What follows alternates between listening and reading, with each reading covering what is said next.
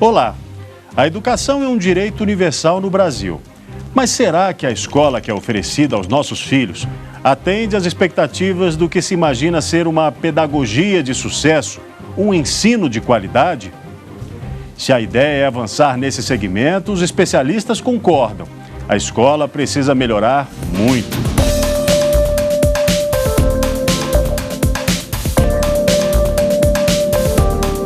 Conta pra mim o que vocês estão fazendo aí agora. Plantando. Além da civilidade que alguém demonstra ao se socializar com os outros, a educação tem o sentido de conhecimento e é algo bem mais amplo, a transmissão do saber, hábitos e valores de geração a geração. Mas você já se perguntou quando nasceu a educação? A educação, ela começa a ganhar um sentido maior na Grécia. A grande contribuição grega foi a racionalidade. Com os gregos, com Sócrates, com Aristóteles, né, com Demócrito, então nós passamos a ter uma explicação racional do mundo. E os gregos, então, eles podem ser considerados fundadores da racionalidade. Dentro das relações sociais é um processo onde você vai se organizando, se adaptando para conviver em sociedade, para construir conhecimento. Então ele é parte fundamental na formação de qualquer ser humano. Está no capítulo 3 da Constituição Federal, artigo 205. A educação é para todos os brasileiros e é um dever que o Estado tem com o cidadão. Além da Constituição, existem outras normas que norteiam as políticas na educação. É o Estatuto da Criança e do Adolescente, relatórios da Unesco quanto à educação e a Convenção Internacional de 1989, que o Brasil ele é um país signatário. Nesse sentido, ela traz também, ela reconhece o direito à educação como um direito voltado para a formação do indivíduo, para o pleno desenvolvimento de uma criança. E nesse sentido, nós podemos identificar essas outras vertentes do direito à educação. Especialistas defendem que mais do que uma mera transmissão de saber, a educação precisa transformar o ser humano em alguém que possa dar conta dos desafios da própria vida. Qual é o grande objetivo da educação hoje em dia? Formar pessoas autônomas, formar pessoas sujeitas dos seus próprios destinos. E o destino da criança brasileira ao nascer está ligado à escola. Pelo menos é o que determina a lei. O ensino fundamental é obrigatório para toda criança e adolescente entre 6 e 14 anos. E o Estado tem a obrigação de oferecer o ensino de forma gratuita e universal. Na média, são 14 anos de aprendizado básico. A rede pública de ensino, que oferece educação gratuita para a população, mantém estrutura para os pequenos já na pré-escola. A busca do governo tem sido ampliar o atendimento e a permanência das crianças no ambiente educacional, para melhorar a formação, principalmente quanto à alfabetização. Municípios e estados devem trabalhar de forma conjunta para oferecer o ensino fundamental. Já o ensino médio é de responsabilidade dos estados. É necessário, assim, que os pais provoquem a escola, sim, se não estão gostando do método ali discutido, enfim, apresentado, que os pais possam estar, de alguma forma, fazendo valer também a sua voz e tudo mais. E especialmente buscando trabalhar isso de forma democrática, porque esse é um dos princípios da educação no Brasil. São estratégias e práticas democráticas envolvendo não só a comunidade escolar, mas, sobretudo, os pais. O modelo adotado é o tradicional, a exposição das disciplinas pelo professor. E os estudantes têm à disposição livros didáticos. A avaliação do aprendizado do conteúdo é feito por meio de testes e provas. Para muitos, esse jeito de ensinar pode até estar ultrapassado, mas existem outros modos de conduzir a educação na escola. A gente também não pode falar que o tradicional não dá certo, porque a gente veio dele, né? E nós estamos aqui. Mas o que os pais querem? O que as crianças de hoje em dia trazem para a gente? tudo que é de eletrônico, né? Tudo que está na mídia, eles sabem fazer, eles sabem manusear, eles querem mais, querem buscar os jogos. Então, assim, os pais querem que a escola acompanhe também esse desenvolvimento tecnológico que a criança já traz, do convívio mesmo dele, né? E a escola também oferece esse tipo de trabalho, de atendimento com ele. Então, assim, é mostrar para eles que eles estão envolvidos num processo global, né? É um processo global e que a gente não pode estar fora disso. A professora Renata tem mais de 20 anos na área de educação. Nas aulas para esta turminha aí, numa escola particular de Brasília, o jeito de ensinar leva em consideração o que a criança traz para a escola como vivência. É a teoria construtivista, a principal alternativa à pedagogia tradicional.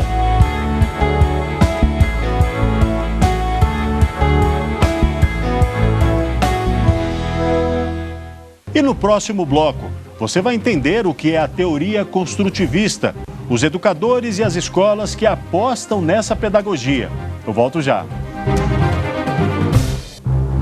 Construtivismo, socio-interacionismo, as teorias pedagógicas que transformam o jeito convencional de educar crianças e adolescentes. Você vai conhecer as escolas que apostaram nesse modelo alternativo ao ensino tradicional. A teoria construtivista apresenta como principal meta da educação a formação de indivíduos capazes de fazer coisas novas e não apenas repetir o que já está pronto.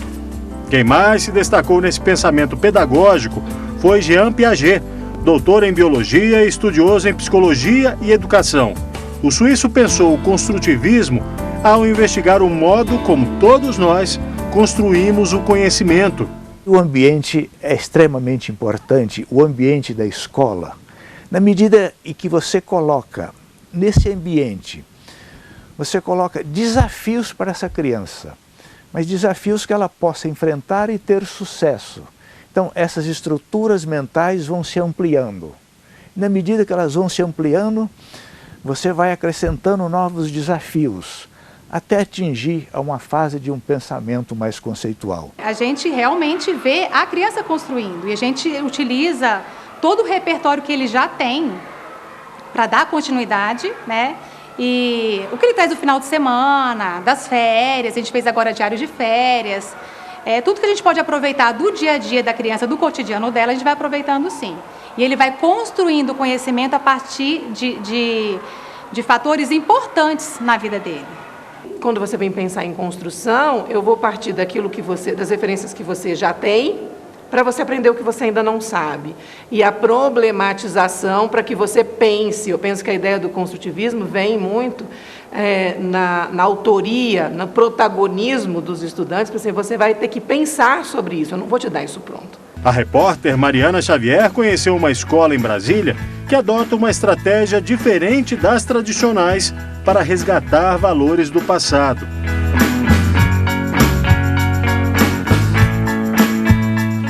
A escola nasceu nos anos 80. Alguns pais estavam insatisfeitos com aquela educação tradicional e resolveram criar um novo método de ensino. Aqui, as crianças são livres e até escolhem o tema da aula.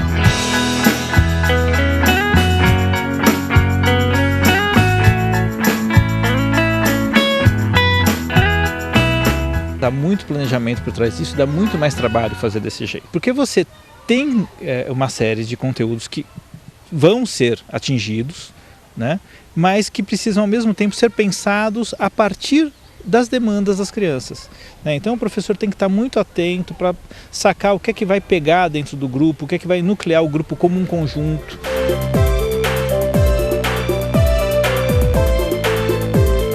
Pés no chão, nada de uniforme e uma sala de aula que foge do tradicional. Nesta escola em Brasília, as crianças aprendem de uma forma diferente. As crianças, desde pequenas, elas vão aprendendo a se colocar nesse mundo, nesse espaço que nós oferecemos para elas, né? E elas falam, sabe? Elas questionam muito sobre isso. Elas enfrentam os desafios assim de forma muito madura, né? A escola mais parece uma cidadezinha do interior. Salas coloridas, árvores. No primeiro horário do dia, meninos e meninas de 2 a 7 anos de idade brincam juntos durante 1 hora.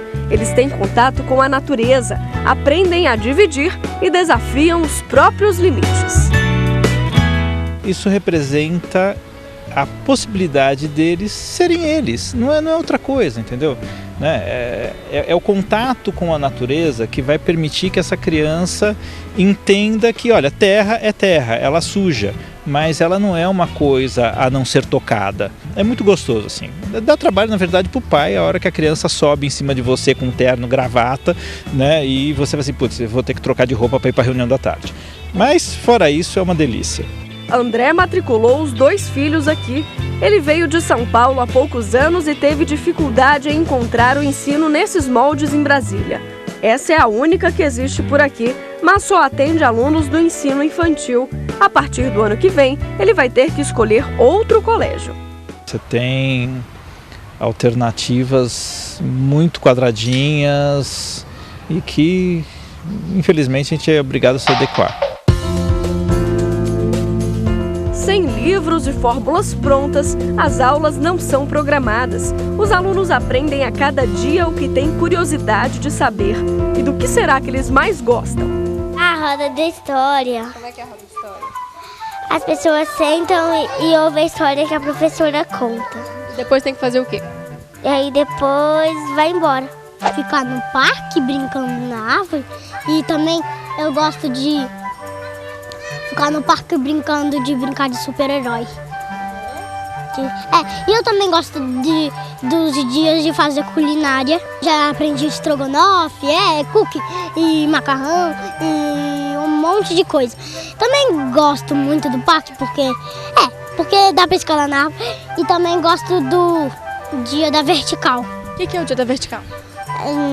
Vixe, o que é mesmo? Esqueci.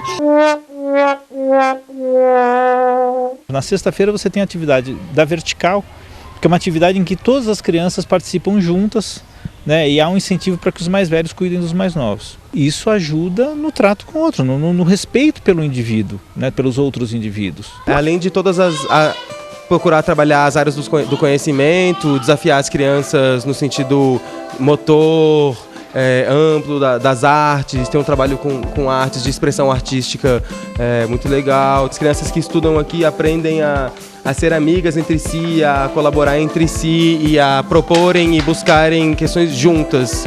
Então acho que isso é o mais fundamental, assim. A aula nessa salinha aqui hoje é literária. Eles estão construindo uns livrinhos. Você pode me contar o que você está fazendo no seu livro? Qual a história que você está contando?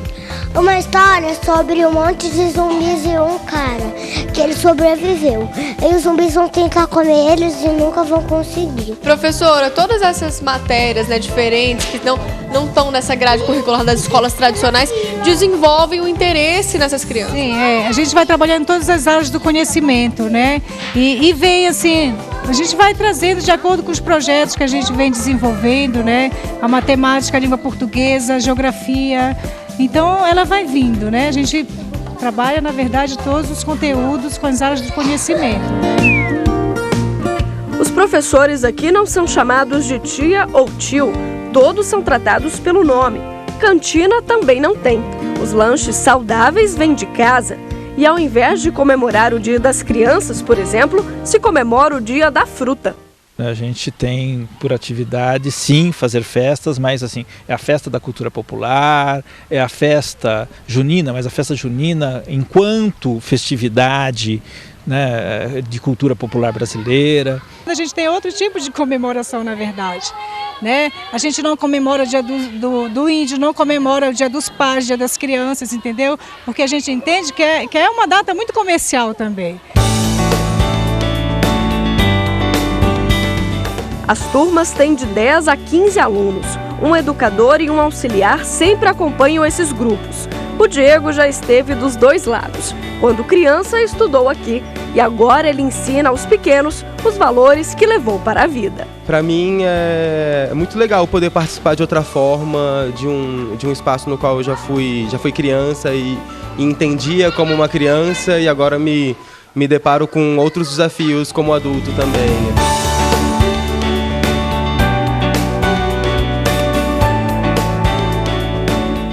E veja a seguir, os pais que decidiram educar os filhos em casa. A lei brasileira permite? É o que você vai saber no próximo bloco. Até já! Você vai conhecer agora os pais que tomaram uma decisão radical. Deixaram a escola de lado e optaram por educar os 10 filhos em casa. O que diz a lei brasileira sobre a educação familiar? 3 vezes 1, 3. 3 vezes 2, 6. 3 vezes 3, 9. 3 vezes 4, 12. Diz aí, isso parece uma sala de aula? 3 vezes 6, 18. 3 vezes 7, 21. Para a família Bueno, essa é a melhor sala de aula que uma criança pode frequentar. É nesse cômodo pequeno, com computadores, cadeiras e livros, que os 10 filhos do seu Josué e da Darcília aprendem desde o beabá até as matérias do ensino médio. A Agripina era uma girafa pequenina.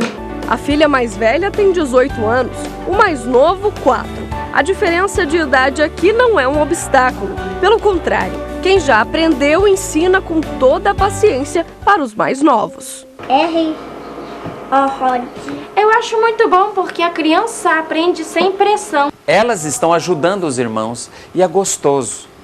É uma relação amorosa, você aprender com carinho, aprender com segurança, sem surpresas, sem bullying de escola, sem deboches. Eu fui ensinando para ele e agora ele já sabe ler quase todos os cartões. Só o J, por exemplo, ele confunde às vezes com o G. E ele tem quantos anos? 4. Rato. Eles se dividem em turnos. Pela manhã, os pequenos aprendem. Depois do almoço, brincam. No período da tarde, aí já é a vez dos grandes. Que aí eles pegam os computadores, tem as tarefas, tem os exercícios, que eles vão desenvolvendo. O método foi desenvolvido pelos dois, um professor de inglês e uma professora de alfabetização. Juntos, eles criaram um jeito próprio de educar os filhos. Eu falo homeschooling, mas as pessoas preferem, no Brasil, chamar de ensino doméstico, ensino domiciliar, né? Então, é esse o método que a gente está usando agora, o homeschooling, o ensino em casa, né?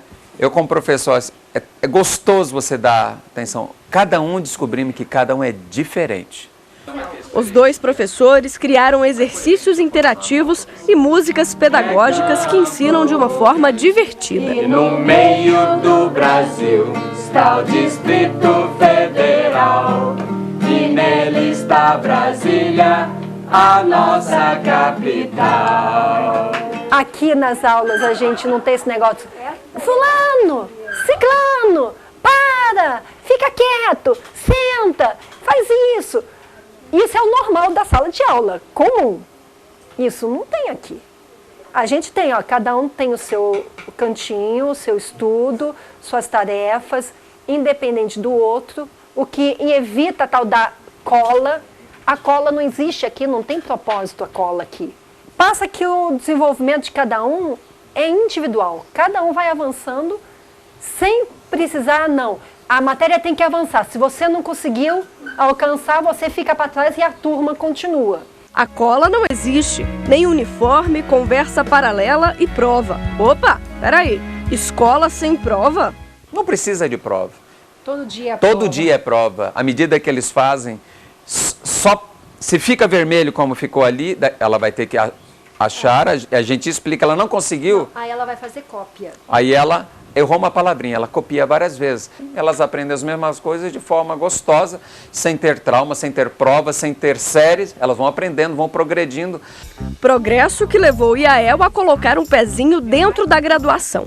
É aquela coisa, tendo a internet, tendo livros bons, tem nada que a gente não possa aprender, né? Eu aprendi a ter gosto pelo estudo. Ela já fez 2 vestibulares e passou.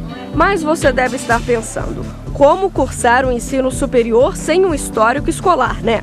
Nesses casos, as famílias recorrem à educação de jovens e adultos, mais conhecido como EJA. A Lei 9.394 permite que aos 15 anos o aluno seja submetido a uma prova para ter o diploma do ensino fundamental. E o mesmo acontece para o ensino médio, quando o jovem completa 18 anos. Essa é a única saída para quem opta pela educação domiciliar. Aqui no Brasil, esse tipo de ensino não é reconhecido legalmente. Educação não é o simples aprender e ensinar. Educação é um processo muito mais complexo. Na escola, você se socializa. Na escola, você aprende a viver com o outro. Na escola, você espera a sua vez. Na escola, são muitos. Eu não sou o centro das atenções. Eu preciso me socializar. Eu sou o centro das atenções na medida que a gente precisa compreender como cada um aprende, como intervir com cada um. Mas ele está ali num contexto onde ele é parte de um grupo. Isso para mim é determinante quando eu falo em educação. Porque é novo, não é compreendido. Família às vezes não compreende, poxa, vai prejudicar meus netos, vamos dizer assim. Será? Porque é muito novo, então as pessoas não gostam e movem a justiça, né? Aí você recebe, que nós já somos fregueses, conselho tutelar, promotoria da infância. Então, já não é mistério para nós. E nós temos prazer, queremos que venham conhecer, porque as crianças estão aprendendo, né? Eu acho que realmente o governo deve acompanhar e ver que as crianças estão aprendendo, porque nós não somos contra a educação. E educação não é privativo da escola tradicional. Isso aqui é uma escola. Mesmo com todos esses percalços, o homeschooling ainda é melhor. É melhor que eu fico comparando com as crianças que frequentam a minha casa e que frequentam a escola. Tem, por exemplo, tem pessoas que estão lá para os seus 12, 13 anos e mal conseguem ler. Nunca leram um livro completo. E estão na 3ª série, 4ª série, mas nunca leram. Eu já li mais de 30 livros. Assim, tirando a Bíblia e livrinhos de criança, assim, pequenos, estou falando livros grossos.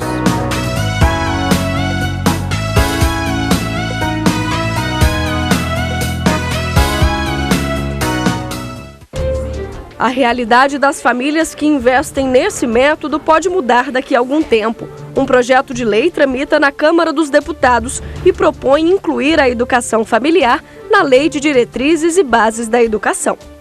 Só o fato de estar tramitando já deu assim uma espécie de um fôlego para a gente poder exercer sem trauma, sem estresse, sem... Ah, não, vamos tirar as crianças de vocês. Não está tendo mais esse tipo de ameaça que tinha um tempo atrás. O método é criticado por alguns especialistas. Para este doutor em educação, manter as crianças longe do convívio com outros alunos não é a melhor opção. O papel da família aí é de ajudar a escola. A escola pública é insubstituível no processo de socialização, no processo de formação de mentes cidadãs, mentes responsáveis pelo outro, que nós não podemos ter uma mentalidade individualista. Você corre um risco de formar pessoas com mentalidade individualista. A gente tem o direito de passar esses valores. 3 vezes 1, 3. 3 vezes 2, 6. 3 vezes 3, 9. 3 vezes 4, 12. 3 vezes 5, 15. 3 vezes 6, 18. O Repórter Justiça fica por aqui. Participe do nosso programa, envie uma sugestão de reportagem pra gente. Anote aí o e-mail: repórter.justiça@stf.jus.br. Na próxima semana tem mais um assunto do seu interesse. Até lá!